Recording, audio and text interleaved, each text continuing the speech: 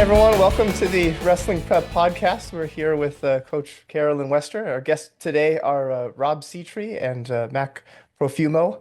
Rob is a second-degree black belt, also a co-founder of Criterion Jiu-Jitsu, which are Brazilian Jiu-Jitsu, which is Carolyn's been up there a couple of times to give clinics, and then Mac trains with Rob as well, or under Rob, and competes locally in Jiu-Jitsu as well. And so.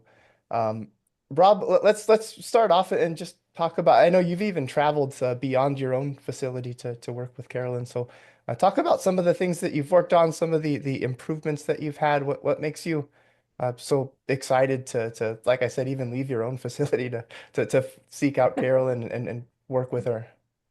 Oh, for sure. It is easy. Uh, Working with Carolyn in the last 7 months, I've improved more athletically than I have in the entire 20 years prior to this. I've been doing jujitsu for 20 some years. And the athletic gains I've made with wrestling prep, it's hard to explain to people. And Mac, how about you? Let's talk a little bit about your experience and improvements.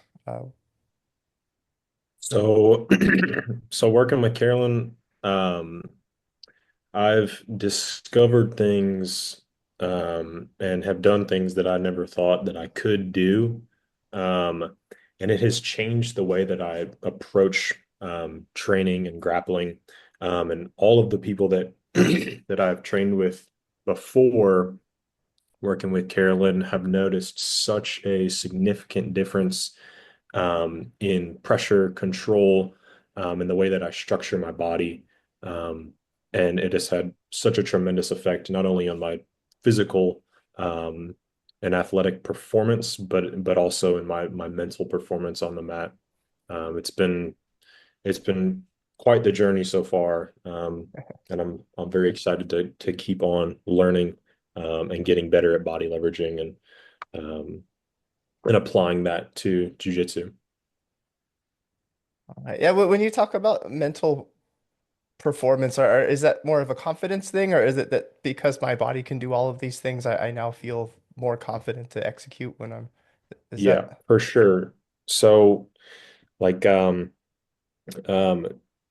there are certain things that I never thought that I could do, like watching her athletes train. Like, I didn't really have any self-doubt, like, oh, I'm never going to be able to do this. But it's like in 7 months, I certainly didn't think that I would be at the point where I am now.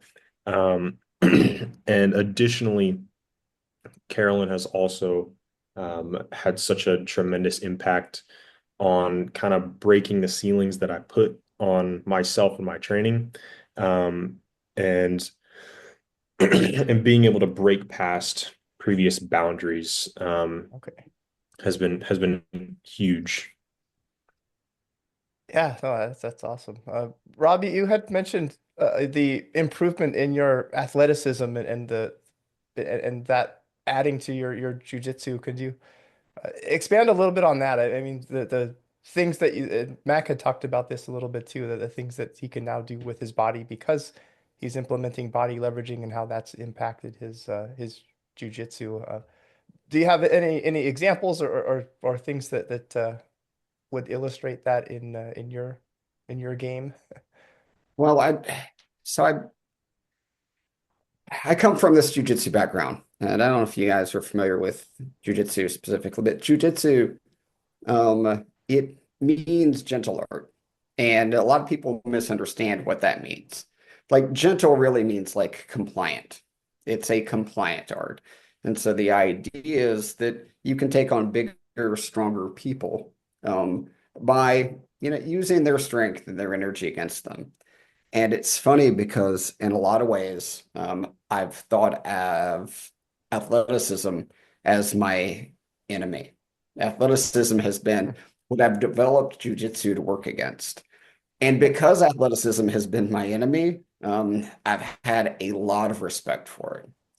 But I had always thought that if I just continued to work on jujitsu, I continued to work on these other things, that one day I would grow that athleticism.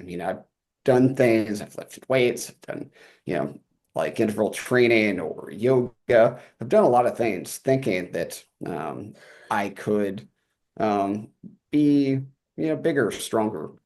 And frankly, none of it has worked. And after finding Carolyn, finding wrestling prep, my physical abilities are far beyond what I could imagine. I now have training partners that have been with me for a couple years. In particular, one of the largest, most athletic guys that I've ever trained with. It's about 300 pounds. And a state champion discus thrower. The guy is an athlete. Yeah. And Yeah. the other day we're training, and he just stops. And he looks at me and goes, "Oh man, I can feel that wrestling thing." And I was like, okay. And so I got around to ask him the next day. I was like, "Well, what is it? What is it that you meant?" And what he meant was he could feel that I was moving him. Historically, when I played jiu-jitsu with him, I would just use what he was doing against me. But now I have a whole different set of body skills that allow me to move him, to move through him, skills that I never had before. Yeah, I like that you use the word athleticism there too, because you can lift weights to get stronger, you can do yoga and stretch to increase flexibility, but the word athleticism uh, seems to sort of wrap in a lot of what Carolyn's doing as far as being able to integrate muscle contractions to move your body in a way that changes the position of your body and keeps structure while moving through space and those things. Carolyn, maybe you could talk a little bit about how you see uh, body leveraging and things like that working into jujitsu, maybe building on some of the things Rob Well, was saying about, yeah. but what Rob was saying about, Well, about the traditional jujitsu mindset, I guess, of sort of using another person's movement against them rather than thinking about your own structure and movement and sort of one of imposing the your key, wills. Yeah, it sounds like that's yeah, something that Rob has developed recently one because of of the what key, he can do. yeah, one of the key components of using somebody's against you is having such a strong body yourself that that it forces them. So many people I think in jiu-jitsu and wrestling too, they come out to the center, they begin their interaction with each other, and neither of them has processed through their head a series or checklist of what kind of position their body should be in before they engage. So once you start body leveraging and you start applying specific technique from body leveraging to your grappling sport, whether it's wrestling or I was working with some judo athletes today, no matter what it is, once you have a checklist and you start with that in mind and you've engaged your body in such a way for a period of time, executing movement that's not directly tied to your technique, but can build your technique, then you become immensely stronger. So when you reach out and you grab someone or you pull someone or you go to move someone, your body, your actual structure is so strong, and the amount of force you have to use, was to work with this judo guy today, and he kept wanting to jerk his whole body. And I'm like, oh, if you build this structure, then you just need to bring your shoulder blades together and it's this much stronger. So what I've seen with Rob and with Mac is that both of them now are so solid that anybody who encounters them, it's not gentle to gentle, it's solid to gentle. And then whatever piece of technique they want to execute in jujitsu, or if they want to make it a little bit, want to be competitive jujitsu, which I think is sometimes different than the group of people who practice jujitsu, it's Right. just stronger and better. And I think that is really key and what people do not understand. And a little bit of time, a little bit of development in these areas can span your career. So, Rob and Mac both came to camp in the summer of 2024, jumped right in to, 200 athletes, 250 athletes, Hmm. and they went for it and they had to learn technique. interacted with Muhammad Ali and some other good jiu-jitsu practitioners. They were D1 wrestlers. But that building of those structures they built with their body has carried them through even just this 7 months with an exponential gain that they had not been able to imagine at the time it would occur. Now, Mac has put in some time coming up to Virginia and training with us over the Christmas break. And I've been down to Criterion twice, much to my delight to be invited. And Rob came out to, as he said, to Daisy Fresh, and all these guys are coming back again, sans Rob in just a few weeks. But that really isn't a huge amount of time. The actual hours that they trained with me, is maybe 4-6 hours a day. It's not like 24 hours, 7 days a week for this long period of time, and they've already had these results. And then the next component is now that they can hold these positions, they can use these muscles in this order, I can build on what they're doing. And they have acknowledged that it's an onion peeling back the different layers of what they've been doing, and now they can add more and more to it. So just this little bit of time, this little bit of investment has had this exponential growth. And from what I see, their willingness and interest in coming back and doing more and more will probably continue the same trajectory of growth. And Yeah, I'd like to add to yeah, that, go ahead, like Nick.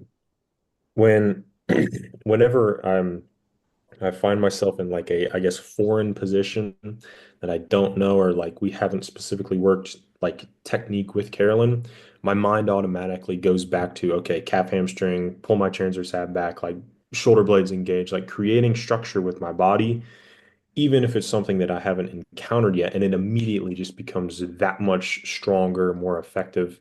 And I really think that that is what jiu-jitsu is missing, is being able to create structure with your body. And I really think that it's the future for sure. Yeah, so you have a set of principles then that will allow you to build a structure, even like you said, in new situations, rather than having to rack your brain for what technique should I now use to Right. to counter what Mhm. my opponent is doing. You can build a structure and use those principles to then mount your attack rather than having to figure out which technique is best used in this situation, which is it Right. sounds like that's more sort of the next step, right? Is once you have these positions and they become your default, then you can use those positions to then build your technique. Mhm. I want to see something interesting that I heard both Rob say and Max say separately the last time I was in Louisville, and that I've heard Eric Albertson, Captain America, the Pit Bulls, and Henry Cejudo's coach say, and he just said it here. I think this is the future of jiu-jitsu. That is what Eric says. For me, I don't know what that means because I can talk about it in wrestling, but I can't talk about it in jiu-jitsu. And I'm interested, if we can talk about it today, what actually do you mean by that? So if there are other people in jiu-jitsu, they say, they go to my Instagram page, they see Harry and Christy doing their thing. And by the way, they both won their respective state championships last night. Christy Yeah, I won saw in that. California and Harry won in Virginia. But they see that and they go, how could this ever apply to jiu-jitsu? I get messages like, what? I'm 40, I'm 30, I'm 50. How does this help jiu-jitsu? How does this? But Eric and you two and Paulo Costa's brother has said to me, I think this is the future of jiu-jitsu. And I think Pixley feels the same way. So can you describe that in a way a jiu-jitsu person understands? Yes, Because ma'am. I don't know what that means. So to be frank, like we can never know what the future is going to hold, but in the past, like in 2015, and some earlier, leg locks in jiu-jitsu became very popular and they started to develop. And now everybody can do leg locks. More recently, people have been wanting to learn how to wrestle in jiu-jitsu, improve their stand-up game.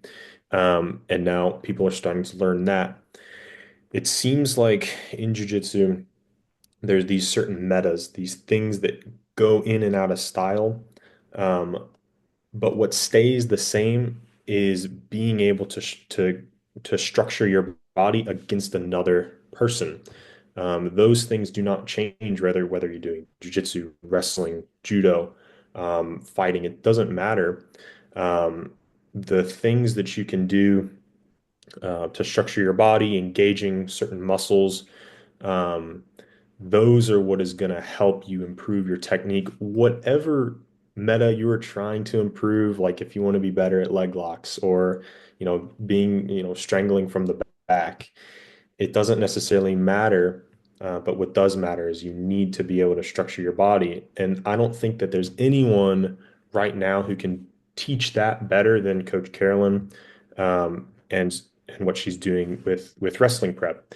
And I think when she starts working more with jiu-jitsu athletes, people are going to have a hard time defending it if they don't know what's going on.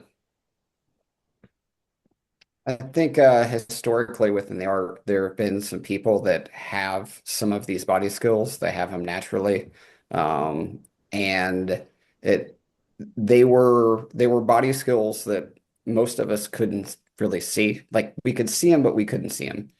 And Carolyn has this magician-like ability to see those movements and those athletes, and she is able to share them with the rest of us. And I kind of have this theory that there are or a handful of jiu-jitsu athletes that we look up to that are teaching technique, but a lot of their skill set is being able to organize their body, and they are not teaching those things. And Carolyn is teaching those things. And so it's going to enable some of us to be those athletes that we had looked up to and wanted to be, that didn't know how to explain what they were really doing because they were just teaching technique instead of body organization. And I really Yeah, think, I like that term, body organization. I think that might even be easier for people to digest. I might steal that, Rob, if I have your permission, because Be my guest. it really is, it's almost teaching the same organization skills you teach to someone to prepare to do something. You're going to practice, you need a bag. In the bag, you need your gi, or in wrestling, you need your gear, your shoes, your mouth guard, your knee, your knee guards, whatever you need, you organize to do it. And I think organizing your body is one of the key things to do. And I would find that when people would try to move me or deal with me, I would just be organizing my muscles accordingly because I didn't want to get yanked around. Go ahead, Mac. I'm sorry I interrupted you. I think I forgot what I was going to say. Sorry. Okay. No, that's really, we've had the same conversations related to wrestling too, as there are a lot of high-level wrestlers who will give technique clinics and show things that have been successful for them in competition. But then when someone who doesn't know how to organize their body does those things, it's just not the same. They're sort of moving in the same way. They're mimicking the movement of this high level athlete, but they don't have the high level athleticism and body position behind it to execute in the same way. So they might be doing what looks like the same thing, but anyone who competes against them or wrestles with them at all, it can tell it's not the same thing. They're just sort of going through the motions, and because they don't have the athleticism or the body position to really execute in that. It's interesting to hear that the same, of course, applies to jiu-jitsu as well, is that you can go through the motions of a I would, technique without having the body position, and it won't I be would take it effective. one step further. Like, you're using the word, they don't have the athleticism. I would even say their reaction to activating muscles that haven't been used before is warped when they focus on the pain associated with it instead of the potential gain of doing it. So many people, they don't have to, they don't have to be super athletic. They don't need to be on, Flippin' Friday or Tricks on Tuesday or whatever Instagram, is up there. They just have to ask all their muscles to use. You don't have to look like you're the fittest person in the world. You don't have to be 2% body fat. But if you could just deal with the pain of activating new muscle and then maintaining the muscle readiness and applying it even to a gentle jujitsu practice, it's going to be so much more rewarding. But people don't want to do that. They want to, in my experience, a lot of times they want to focus on avoiding anything that is physically associated with discomfort. So I think it's, you don't even have to say athleticism, just let's act the muscle you've never used and embrace it and be okay with it. Yeah, Right. Carolyn, I think people can misunderstand this description of athleticism. When I'm talking about people that are athletes, they're not necessarily the people that you think that they are. I would imagine that most jiu-jitsu coaches or anybody that's been around jiu-jitsu long enough has had the experience of people that come into their school, and these people, they just seem to physically get it, right? And it's very strange, but the amount of instructors that have told me about a student that came in that just seemed really promising that quit after like 4 months. And I've realized that those guys quit because they start out at such a high level. Whether or not they have, big muscles or not, that's not really relevant. It's these other muscles, the muscles that you're coaching people into using. They're not muscles that you can generally see. They're muscles that shape your back. They're muscles that connect through your legs and into your back and into your arms. They are ancestral muscles that I now think of as like my birthright as a primate. That just Yeah. lots of us haven't used, or I feel like I lost mine in my early 20s where I wasn't using them, so I didn't have them. And people come into the school and they've got some of those muscles and they literally just quit after 4 months because it's too easy. They start out being able to give all of the blue belts such a hard time. They can't really compete with purple belts, but they kind of go, well, I mean, mostly I've got it. And now my opinion, it's all from having these subtle muscle differences they're able to connect to some of these muscles that particularly in jiu-jitsu, most of my adults, they're not yet able to use those muscles. I'm working on them, but I don't want people to be confused by this athleticism idea that it's somebody that looks like, the Hulk. It's somebody that is able to shape their back. And it's just unbelievably powerful.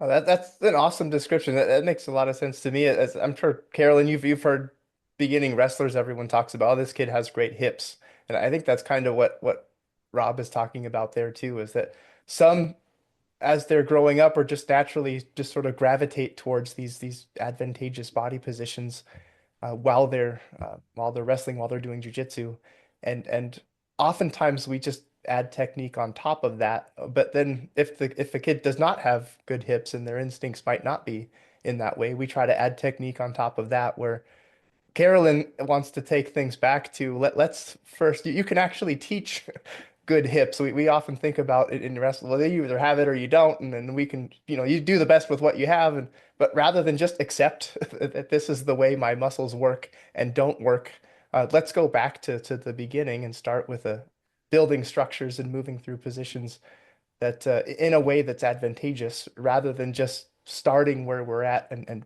adding technique to it. Let's break down what we actually do with our body position first, and then build on that. It's almost like you're getting at the foundation of the building and making sure that it's sound before you start adding a bunch of technique on top of it, rather than just taking whatever foundation you have and building see how well that building stands up over a long career, when the foundation just is whatever it is that was given to you.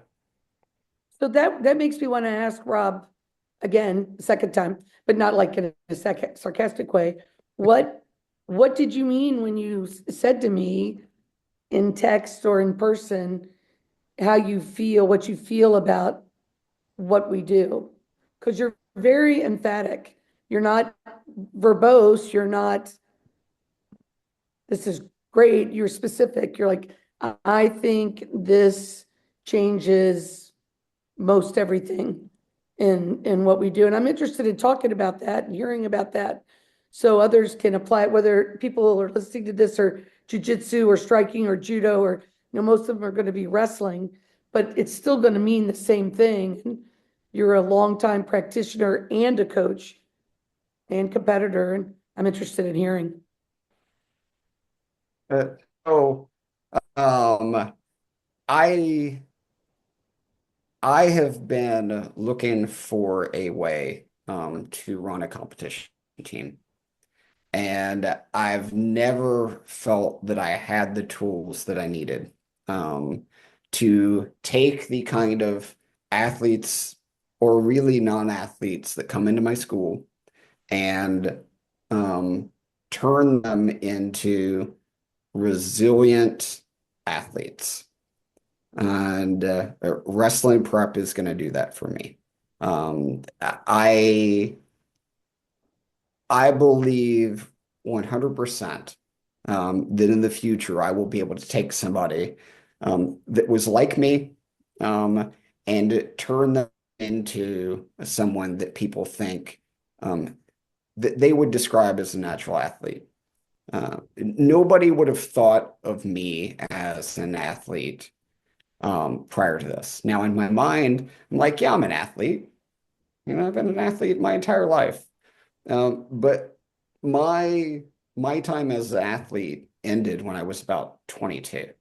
That was when I really lost some of these abilities. I probably had some of them when I was playing soccer back in the day.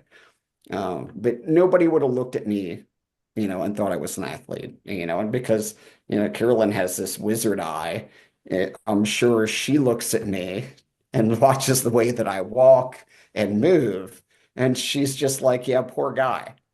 But 7 months later, poor guy.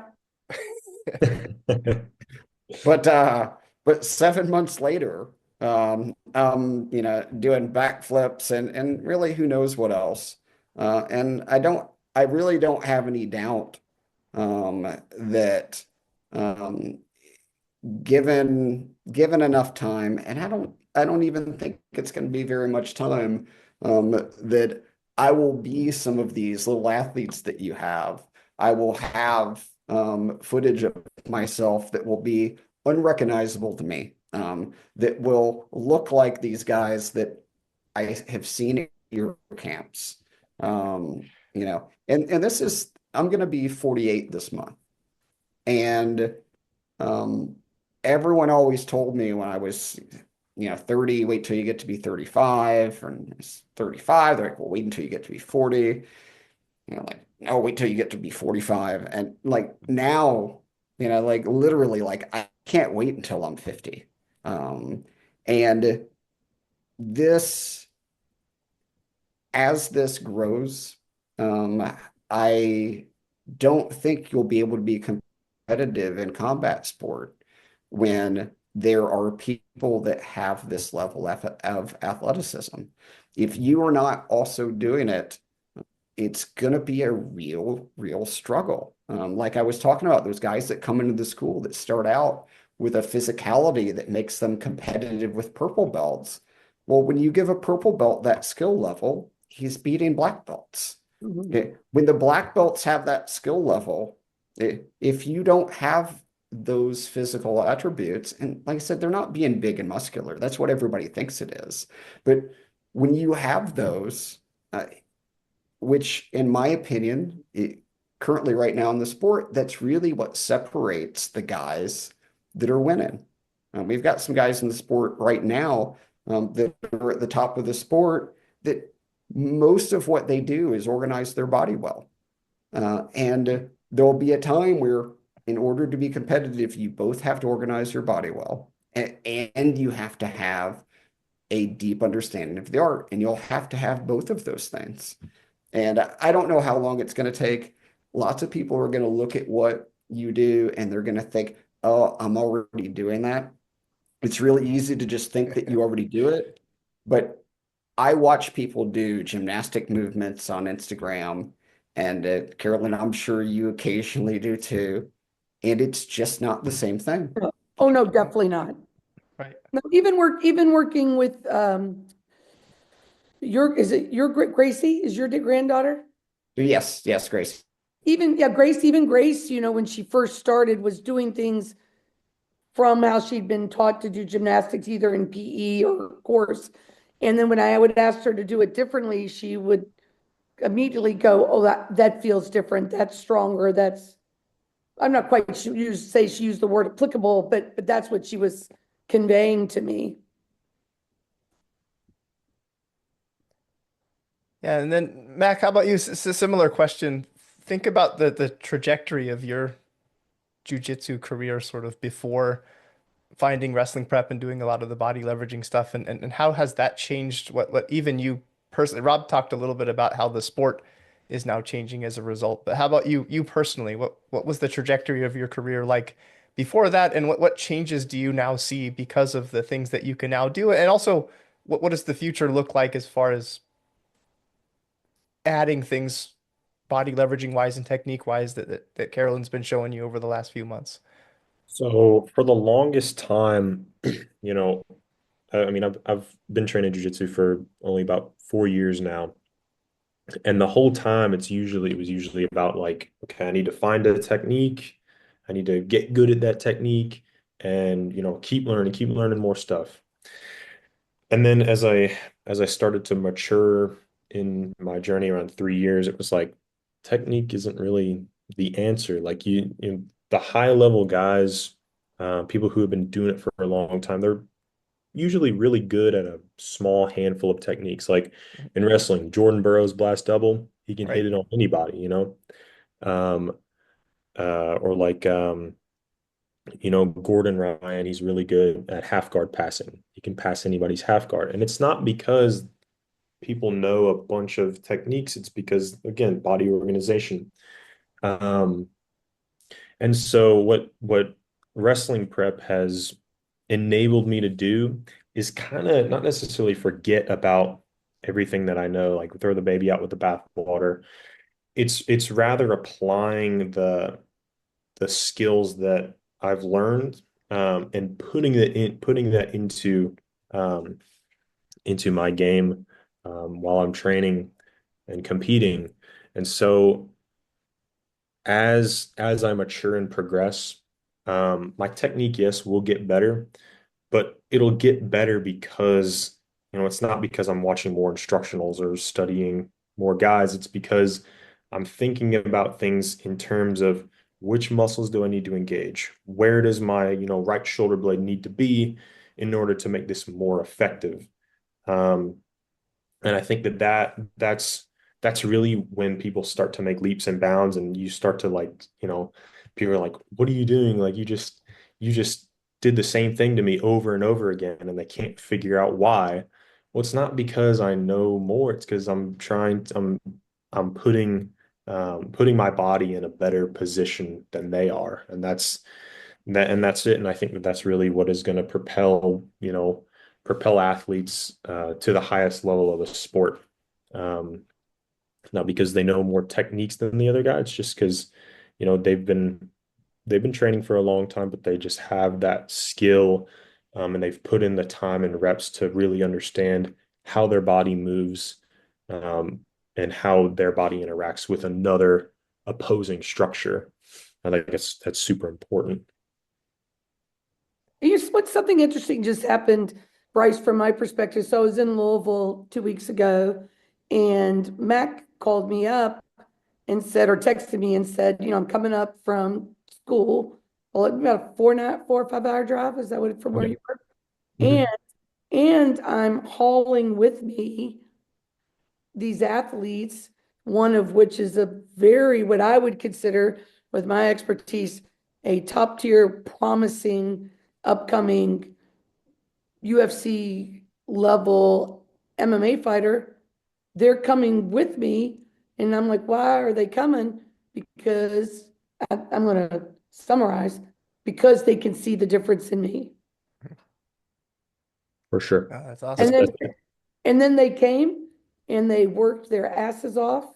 And now they're going to be here for 4 or 5 days in 2 weeks. Mhm.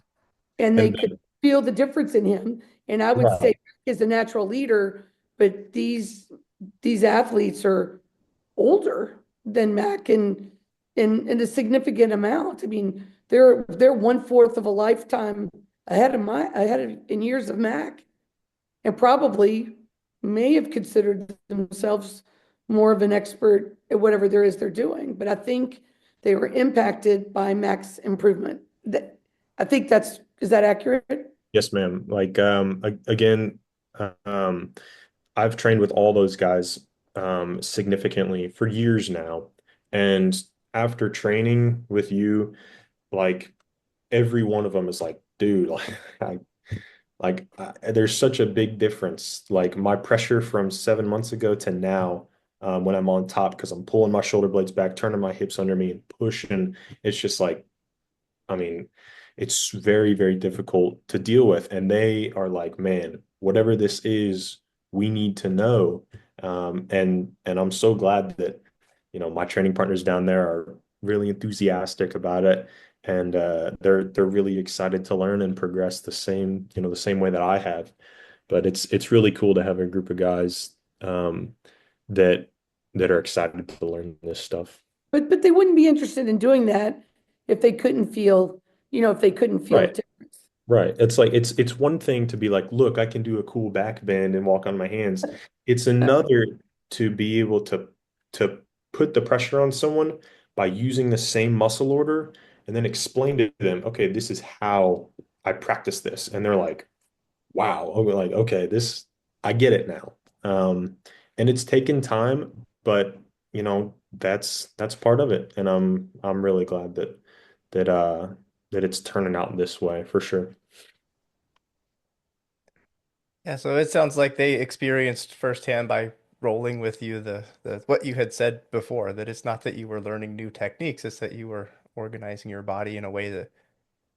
execute what you already knew in a more effective manner, and maybe even coming to the realization of some of the things Rob was saying earlier, that this is where the game is going, it's not learning new techniques is not what made you more successful against them. It was building the ability to put your body in good positions and use your muscles in a way that allowed it to be to Right. feel And different.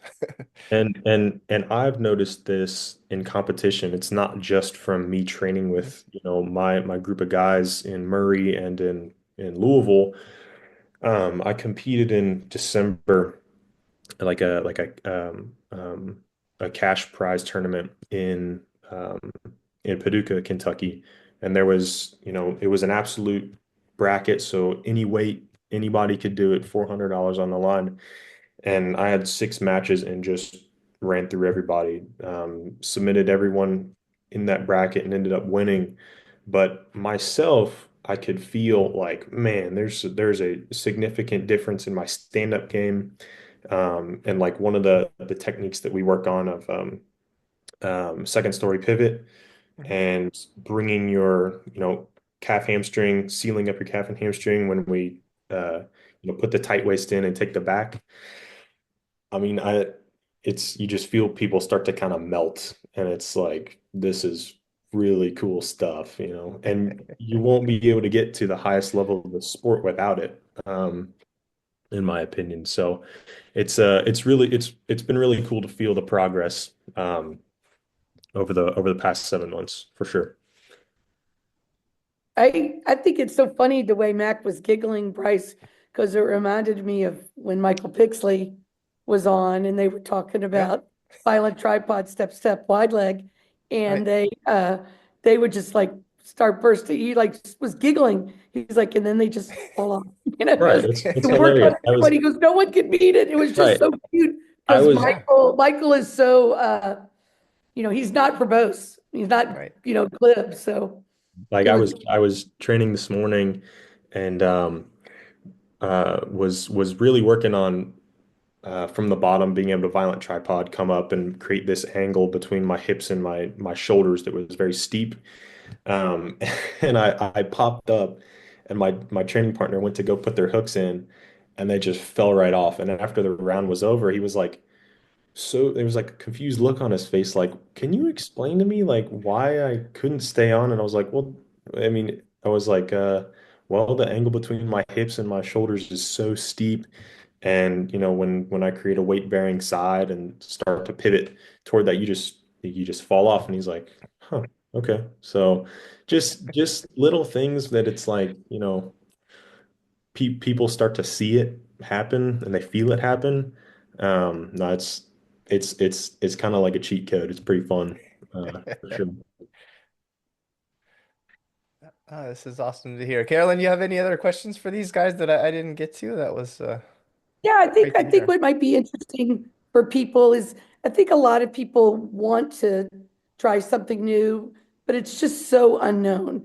First of all, wrestling prep is dramatically different from anybody who grew up wrestling. Not until you're actually with me and we're drilling and working on shots and transitions and top and bottom do they recognize part of a practice that they grew up with. Hmm. Until then, it's pretty foreign. If they look at it on Instagram, I don't spend a lot of time posting. We don't spend a lot of time posting, you know, just average stuff. It's things that are unique and we think could help people or would be of interest to people. I think what I'd be interested in hearing, and I think you probably would too, Bryce, because Yeah. when Bryce first came to wrestling prep was maybe 2012, Hmm. 2013.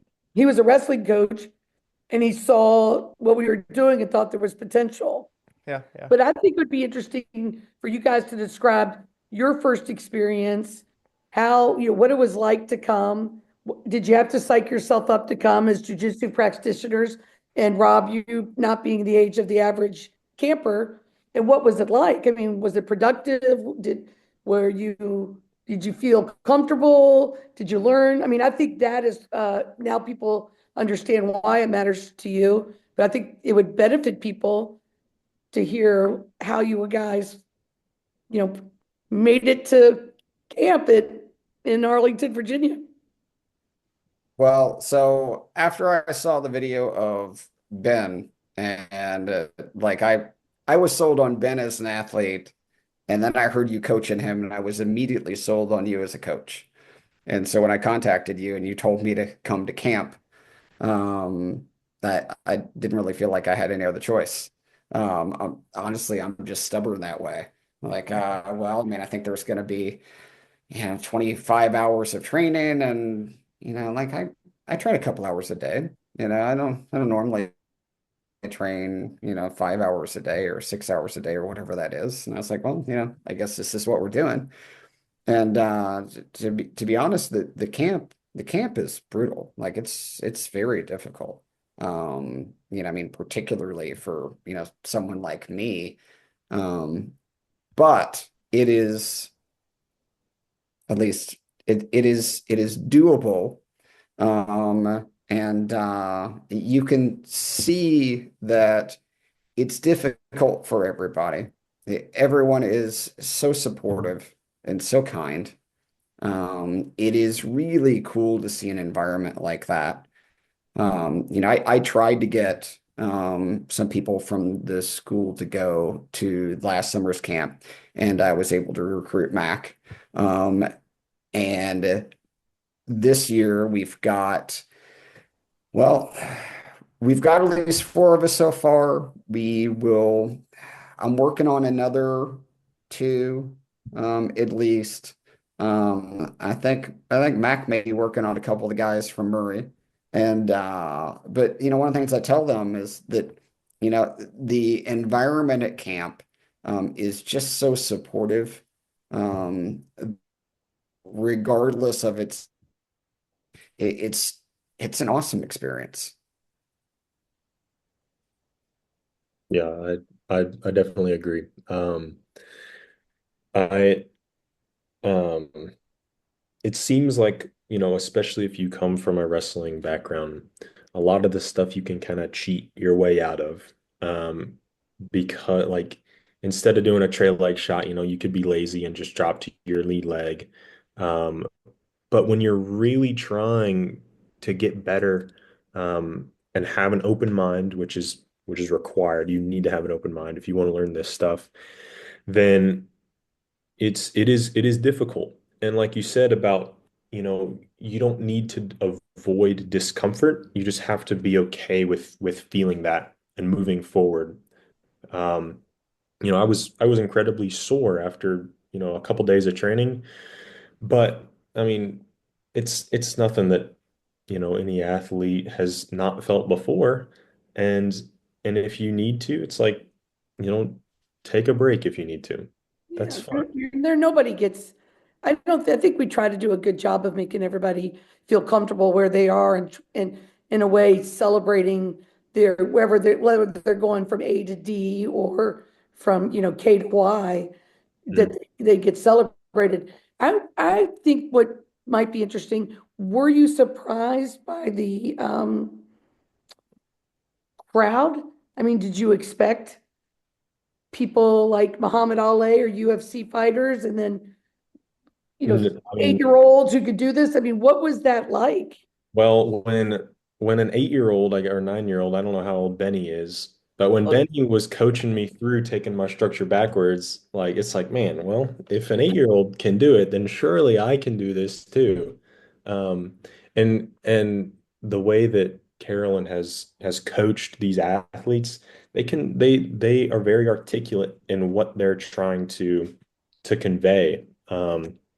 And so there was a ton of people there, all age ranges. Like when I went, I was 21 and I was probably the second or third oldest person in that room. But I think that older athletes, especially jiu-jitsu practitioners, would really benefit to going to camp and seeing what that's like and being exposed to it. Um, Rob and I are, you know, we've been training for a little bit, and it was difficult, but that's, you know, that's part of it. And it was such a fun and, again, supportive experience that I tell people, like, you should come to camp. Like it's awesome. Especially at Marymount University, where they got awesome dorms and you can eat as much food as you want. That was phenomenal. I probably had, like, I don't know how many times I went to the cafeteria. It was a lot. Oh man, There that were, sounds there like were, there were quite a few older people there. There was, I could think of 6 or 7, but I think, these guys, they don't know who's D1 or D2 Mhm. or high school or professional athletes, but there was one really recognizable jiu-jitsu person there. I think, was that correct? Yes, man. Muhammad Yeah, Ali, full-time open world champion. yeah, Yeah. yeah. But what did you think, Rob? I mean, camp was awesome. I mean, that's Oh, really I mean cool. about the people that were the different levels of people that were there. Oh, well, I mean, obviously the athletes you've been working with, they're just incredible. It's on one hand, Mac was saying, oh, you see these 8-year olds that can do this stuff. And one really cool thing is, and it might have been Benny, but it was one of the 8-year-olds, that was like, oh, well, and he was showing me three-sided figure, and he's like, well, let me choke you, you know, and Definitely Benny. and I've been choked by many 8-year-olds, um, eh, but I was genuinely very surprised, at the um, level of choking that Benny could do. Because, Benny is not, he's a wrestler. But when he was like, let me choke you, like he really choked me. And like I was very impressed. But it's funny because Mac's like, oh, this, you see these 8-year-olds do it, and if these 8-year-olds can do it, I can do it. And now that's the same thing I'm telling the 8-year-olds in my kids' class in reverse. I'm like, well, I'm 48, and if I can do it, you can do it. Yeah, if you can back handspring, back flip, all the things you've learned, certainly someone could mimic that muscle order and do it as well. And coach, when back to your original question, like Muhammad Ali is, anyone could look at him and be like, this is the pinnacle of jiu-jitsu. Like he competed at CJI, which is $1 million tournament recently. And he was working with me, drilling with me, and like I do not have those accolades yet. I'm not at that level. But the fact that we can be in the same room together, training together, and trying to learn new skills is one, it's a humbling experience, but two, it is such a it fills you with gratitude, being able to learn and train with those people, and struggling alongside with them. It's such a cool experience for sure. And I think anybody, regardless of your background, can benefit from that. But yeah, it was really cool. When I came to Louisville this time and I watched the progression of where they were from when I was in Louisville, last December or November or somewhere around November, and then I was back 2 weeks ago. But to see how far they had both come and what they could do, it was great. But also I saw in Rob sort of this sense of peace with his purpose. Rob told me a while ago that he was interested in putting together a group of people who wanted to use their body this way, and he just felt he felt it was part of a purpose. And when I was there this time, he seemed, I don't want to use the word peaceful as in calm, but more centered than he was before. I think I would have said before he has a vision, and now I feel he's got that knowledge, understanding that what he sees, which is a vision that's uniquely his, not associated with me or something I've suggested for him, but he sees it and you could sense that he feels it's going to happen. And it's just very centered. It was a really great experience. And then the group that Mac brought, to say that a couple of them might have qualified, since us three here are all from Kentucky, I can say this, to say that they might have seemed like a little bit good old boyish, Yeah. but they put all of any of that kind of jocular behavior aside and just went right for it. And when I was direct, they took it like someone who came there to learn something they knew they were going to get, not like it was a great awakening. They expected to get the teaching I was saying. They knew it was going to help their purpose or what their goal was for what they were doing. And I think if you're doing something, you're creating something academically in your home, how you treat people as a member of government or as a coach, and people get that from that, and then they can take it and build their own thing on it. The world doesn't need any more Carolyns.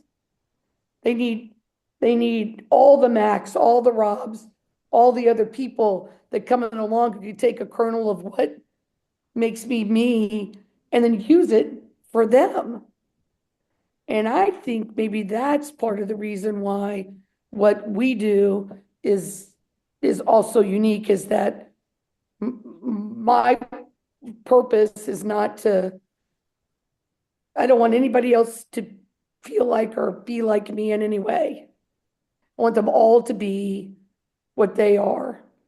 And anything that I could add that helps them feel they're going to get there and use it, I'm thrilled. Oh, that's great. You're giving people tools to be better versions of themselves, basically, is that's awesome. All right. Anything you wanted to plug here as we look to wrap things up, Carolyn, or Oh, I don't know when this is going to air, but March 5th is the last day of 30% off Yep. for summer 2025. And then then we go into 20% off, and I can't remember the exact date that ends, but we really are, especially with overnight, starting to fill up. We might end yeah, up with, yeah. we're starting to fill up. And I'm trying to think of anything else. I don't think so. All Do you right. Yeah. think of anything, Bryce? Multiple plugs from both Rob and Mac to Of get the out to camp? camp and experience experience body leveraging for yourself as a way to up your I game. will say, as we're wrapping up, and maybe you and I can talk about this, Bryce, in another podcast, Mhm. but the amount of success athletes that have been associated with from wrestling prep in this high school and collegiate season Yeah, yeah, been more than I could even post. I mean, every day it's, yeah. the onsite, whether it's somebody who came to camp once or somebody who would say they spent their entire career working with me in some capacity, but it's just been a lot, and I am really grateful for it. Yeah, awesome results coming in from all of these state tournaments from all over the country. It's just cool to see that you've Well, been involved with so many wrestlers' lives. you probably saw, I mean, all the kids from California, those, Yeah, we had five that were, right, right. I've been part of their lives for a very long time, some more and some Yeah, more yeah. capacity than others, but it's, We'll definitely have to circle back and talk about the successes of this past season because they've been many. That's awesome. All right. Well, yeah, thank you all for hanging out. It was great to hear from both of you, especially Rob as someone who I've spent less time jumping out on the mat and doing a lot of the body leveraging stuff myself, and so you've given me a little bit of inspiration now to stop standing on the side and talking about it to my kids and maybe I should be able to do some more of it myself. So I'm gonna do that. But thanks again, and thanks all of you for listening in, and we'll be back with another episode sometime soon. Until then, we'll see you later. Yeah.